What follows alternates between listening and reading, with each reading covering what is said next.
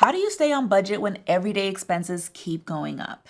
Yeah, I get it. It can sometimes feel annoying and even make you feel like you're doing something wrong. But what if I told you you're not the problem? The problem is your budget doesn't have any breathing room. Due to inflation and fluctuating price hikes, if you're finding it tricky to nail your budget for gas, groceries, or other variable expenses, then a great way to protect your finances is by adding what I like to call a first aid kit for your budget. It's a $100 buffer that lives in your bills checking account for those small price jumps and unexpected expenses that can quickly throw you off your game. Now, what makes this first aid kit unique is that you only replenish what you use. So if you don't use it, it just sits there as a buffer, not extra spending money. No, seriously, don't spend it if you don't need it. I actually started implementing the first aid kit once I had kids. My budget was constantly being thrown off.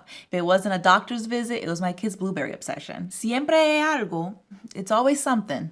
Since things were constantly changing, it was an interesting season of life to say the least.